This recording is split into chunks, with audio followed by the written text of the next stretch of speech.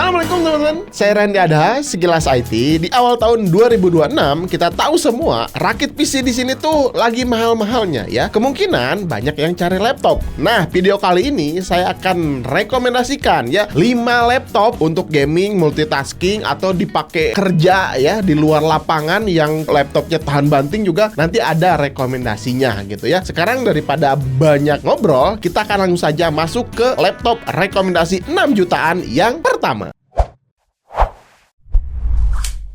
Oke, rekomendasi yang pertama ini kalau misalkan kalian lagi cari laptop yang performanya kenceng ya buat gaming tipis-tipis ya, multitasking, terus editing ala-ala ya, ala kadarnya. Laptop ini bisa jadi salah satu solusinya, yakni Advanced Workplus Heritage. Sudah ditenagai dengan Ryzen 5 7535HS. Performanya tinggi namun dimaksimalkan untuk efisiensi. Jadi rada-rada irit baterainya gitu ya. Dengan ada iGPU di dalamnya yakni Radeon 660M. Layarnya udah IPS, resolusi 1200 pixel. Untuk port di sini laptopnya tuh udah cukup lengkap. Ada USB Type-C bahkan ya yang udah support power delivery dan untuk display output. Ini mantap banget ya laptop 6 jutaan. Untuk sistem pendingin laptop ini dilengkapi 2 fan ya. Jadi nggak khawatir kepanasan ketika si laptopnya dipakai full load terus ya. Untuk memori RAM udah pakai DDR5 5600 MHz cuman 8 GB aja ya. Storage-nya ini dikasih 512 GB karena ini varian yang 6 jutaan. Jadi ya tipis-tipis lah ya. Kalau mau lebih kencang pastinya harus di-upgrade ya, minimal 2 kali 8 GB lah ya untuk memori RAM-nya supaya performanya makin ngebut lagi. Kalau misalkan udah di-upgrade ya bisa main game Valorant ya, bisa dapat 140 fps. Terus PUBG ya, PUBG PC. Terus Delta Force juga ini masih bisa lancar di resolusi 1080p, presetnya low. Ya low aja, jangan high gitu ya. Terus kalau urusan baterai, nah ini udah cukup besar ya, 60 Wh, tapi kayaknya jangan ngarep bakalan awet ya. Kalau laptop-laptop dengan prosesor yang kenceng gini biasanya kan haus baterainya. Jadi kalau misalkan dipakai untuk kerja ringan ya paling 6-7 jam bisa bertahan. Kalau dipakai full load atau gaming gitu ya paling sekitar 2 jam lah si baterainya masih bisa bertahan. Untuk harganya ketika saya lihat di e-commerce ya di 6,7 jutaan. Lanjut untuk rekomendasi laptop yang kedua. Nah ini masih sama ya, nyari yang performanya cukup kencang, dipakai gaming tipis-tipis masih bisa, terus multitasking juga masih bisa ya, editing tipis-tipis ya pastinya bisa lah ya. Bisa ini jadi salah satu rekomendasinya Axio Hype 7 AMD X7. Nah ini bisa jadi rekomendasinya lah ya, karena sudah ditenagai dengan Ryzen 7 ya 5825U ya, rada irit ya. Grafisnya ini Radeon Vega 8. Nah pastinya akan ngebantu buat gaming ya. Terus untuk memori RAM ada 8 GB, tapinya masih bisa di-upgrade karena masih ada slot kosong. Cuman sayangnya masih DDR4. Tapi nggak apa-apa lah ya, yang penting storage-nya ini dikasih 512 GB. Tapi kalau misalkan mau maksimalin performanya, tetap harus di-upgrade RAM-nya jadi 2 kali 8 GB. Untuk layar sudah menggunakan panel IPS, resolusi sama ya 1080p. Terus untuk port juga sama, ada Type-C-nya, support power delivery dan output display juga. Untuk baterai memang ini lebih kecil ya, cuma 45,6 Wh aja karena pakai prosesor seri U, jadi ya kurang lebih ya sama lah, bisa bertahan sampai 5 atau 6 7 jaman lah tergantung penggunaan. Kalau untuk harga ini agak mahal sedikit di 6,9 jutaan ya, tapi RAM-nya yang 8 GB.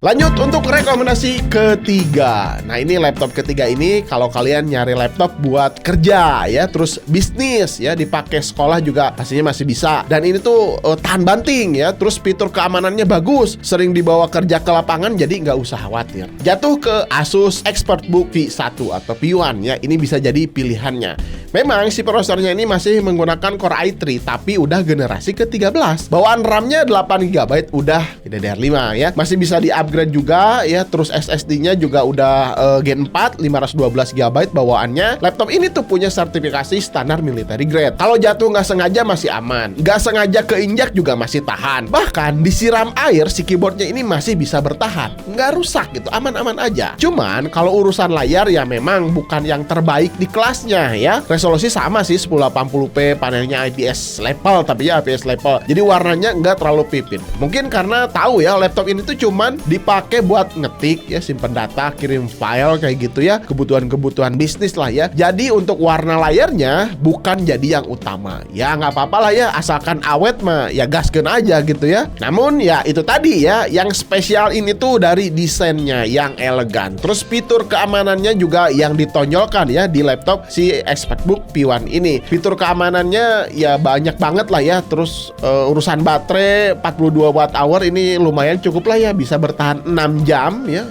tanpa dicas, seharian dipakai masih awet. Terus untuk harganya ya, sayangnya ini karena ini Asus ya, jadi nyentuh 7 juta sedikit ya, 7 juta 100 ribuan lebih sedikit lah ya. Ya wajar lah ya, Asus biasanya harganya lebih tinggi. Kecuali kalau kamu punya voucher ya, mungkin bisa nyentuh di 6,9an. Jadi wajar sih lah kalau misalkan buat bisnis gitu ya, nantinya juga akan balik modal lagi ya dipakai bisnis mah gitu ya.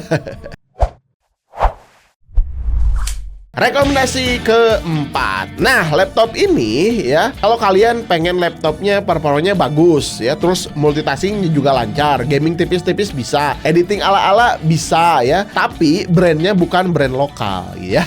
Dan oh ya pastinya irit lah baterainya gitu ya. Mungkin ini bisa jadi salah satu solusinya ya, si Acer Aspire Lite 15. Sudah ditenagai Ryzen 5 7430U, RAM 8GB DDR4, tenang masih bisa di-upgrade juga, SSD-nya 512GB. Ini bawaannya walaupun Gen 3 tapi ya udah ngebut lah ya, untuk loading, booting, copy paste gitu mah udah nggak jadi masalah ya. Terus multitasking gitu ya, itu pastinya cepet-cepet aja ya walaupun masih menggunakan Gen 3. Panelnya ini udah IPS, warnanya bagus ya, resolusinya sama ya 1080p. Terus ada perlindungan untuk mata ya, CompuView dan Blue Light Shield ya. Ini juga untuk bisa menjaga mata kita tetap sehat kalau misalnya kita kerja di depan si laptop ini terus-terusan. Terus untuk port juga lengkap, ada USB Type-C ya, terus sama juga ya, udah support output display juga ya, support power delivery juga sama, ada micro SD juga sama, ya samalah kayak nomor 1 sama nomor 2 tadi ya, cuman ini brand luar bukan brand lokal ya. Harganya ya agak sedikit mahal di 6,999 ya, 7 juta kurang 1000.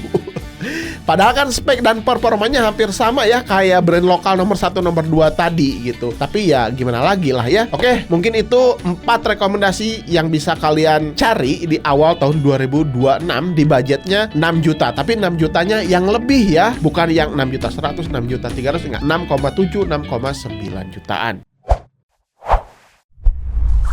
Sekarang masuk ke rekomendasi nomor 5. Nah, kalau nomor 5 ini ya, saya minta bantuan nih ke kamu nih ya. Kalau misalkan kamu punya rekomendasi laptop ya yang budgetnya 6 jutaan, coba deh tulis di kolom komentar ya. Siapa tahu nanti yang baca-baca komentar di bawah terbantu dengan komen atau rekomendasi kalian yang ada di komentar. Nantinya bakal jadi amal lah ya, jadi berkah lah gitu ilmu kalian atau rekomendasi kalian ketika ada orang yang terbantu dengan komentar-komentar dari kalian. Gitu ya, nomor 5-nya mah. Oke, mungkin gitu aja teman-teman. Gimana menurut kalian? Keempat tadi ya, laptop tadi. Apakah yang terbaik nomor 1, nomor 2 atau nomor 4? Kalau saya sih, kalau untuk performa ya, nomor 4 aja lah cukup. Tapi kalau misalkan dipakai untuk bisnis, nomor 3 aja cukup. Tapi kalau misalkan pengen budgetnya irit, performanya agak kenceng-kenceng dikit, nomor 1, nomor 2 gitu. Oke, sampai ketemu di video berikutnya. Saya Randy Adha, sekilas IT. Assalamualaikum warahmatullahi wabarakatuh. Salam teknologi.